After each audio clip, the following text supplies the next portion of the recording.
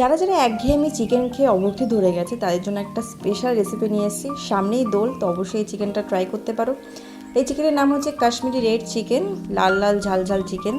তো চলো স্টার্ট করা যাক। তো ফার্স্টে আমি এখানে 1 কেজি মাংস নিয়ে নিয়েছি, একটু বড় বড় পিস করেছি, তোমরা চাইলে ছোটো করতেই পারো। দেন এখানে পেঁয়াজ আদা রসুন কেটে নেওয়া হয়েছে, তোমরা তোমাদের মাংসের পরিমাণ অনুযায়ী পেঁয়াজ আদা রসুন কেটে নেবে।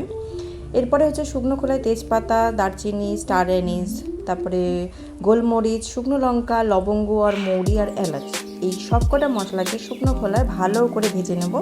একটু লাল লাল যতক্ষণ না হচ্ছে ততক্ষণ একটু ভেজে নেব। ভেজে নিয়ে ওটাকে কিন্তু একটু ঠান্ডা হতে দিতে হবে। গরমটাই কিন্তু মিক্সার গ্রাইন্ডে দেওয়া যাবে না। তো ঠান্ডা করে নিয়ে একটুখানি মিক্সিতে দিয়ে দেবো। মিক্সিতে দিয়ে ওটাকে মিহি পেস্ট করে নিতে হবে। খুব মিহি না হলেও চলবে, হালকা দানা দানা থাকলেও কোনো অসুবিধা নেই।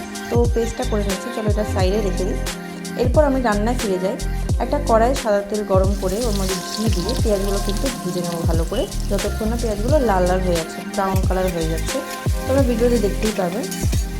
পেঁয়াজটা ভালো করে ভাজা হতে হতে ওর মধ্যে আমি কিন্তু অ্যাড করে দেবো হচ্ছে কাশ্মীরি রেড চিলি পাউডার। তো এটা হচ্ছে কাশ্মীরি রেড চিলি পাউডারটা কিন্তু আমি পেঁয়াজের মধ্যে দিয়ে দিচ্ছি।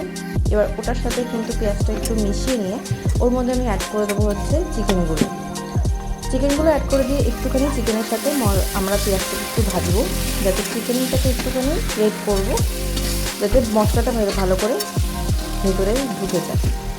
এরপরে আমি অ্যাড করবো হচ্ছে আদা রসুনের পেস্ট। তোমরা তোমাদের মাংসের পরিমাণ অনুযায়ী আদা রসুনের পেস্টটা ইউজ করবে। এবার আদা রসুনের পেস্টটা ইউজ করে ওর মধ্যে ভালো করে চিকেনটাকে কষাতে হবে, যতক্ষণ না আদা রসুনের পেস্টের স্মেলটা ছেড়ে যাচ্ছে ততক্ষণ কিন্তু আমরা একটু কষাবো ভালো করে।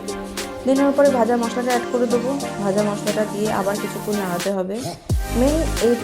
চিকেনটার মেন হচ্ছে কষানোটার ওপরেই ডিপেন্ড করছে কতটা তুমি ভালো করে কষাতে পারছো। এরপর আমি টক দই অ্যাড করলাম। টক দই তোমরা তোমাদের পরিমাণ অনুযায়ী দেবে মাংসে। টক দই দেওয়ার পর এখানে কিন্তু টক দইটা দেখছো একটু ফেটে যেতে পারে ফার্স্টে, কিন্তু যত কষাবে তখন কিন্তু ওটা ভালো করে মিক্স হয়ে যাবে। এখন অবধি কোনো কিন্তু আমি জল অ্যাড করিনি, জলটা একদম লাস্টে অ্যাড করবো। এখানে জল ছাড়াই পুরোটা রেখেছি এবং যতক্ষণ না ভালো করে কষে যাবে ততক্ষণ কিন্তু আমি জল অ্যাড করতে পারবো না। এরপর আমি নুন চিনি অ্যাড করে দেবো স্বাদ অনুযায়ী। তো চিনিটা অপশনাল, চিনিটা তোমরা ইউজ করতেও পারো নাও করতে পারো। তো চিনিটা দিলে একটু রান্নার স্বাদটা কিন্তু খুব ভালো থাকে। তো আবার একটু নাড়াচাড়া করে ভালো করে কষিয়ে এরপর কিন্তু আমি জল অ্যাড করছি। তোমরা দেখতেই পাচ্ছ আমি এখানে কিন্তু হালকা গরম জল ইউজ করছি। গরম জলটা ইউজ করার চেষ্টা করবে যাতে কিন্তু রান্নার টেস্টটা আরও খুব ভালো থাকে, খুব চিকেনটাও আরও ভালো করে সফট হয়ে যাবে। তো এরপরে আমার গ্রেভি রেডি হয়ে গেছে। যে যতটা গ্রেভি হবে সেই অনুযায়ী জল দেবে। এরপর 2টো কাঁচা লঙ্কা চেরা দিয়ে রান্নাটা কিন্তু চাপা দিয়ে দেবো। এখানে আমি 5-10 মিনিট চাপা দিয়ে রেখে দিয়েছি, যতক্ষণ না মাংসটা ফুললি সিদ্ধ হয়ে যাচ্ছে। এরপর কিন্তু আমার মাংস কিন্তু অলমোস্ট রেডি। লাস্ট একটা ইনগ্রিডিয়েন্ট আমি এরপর ইউজ করছি কাসুরি মেথি।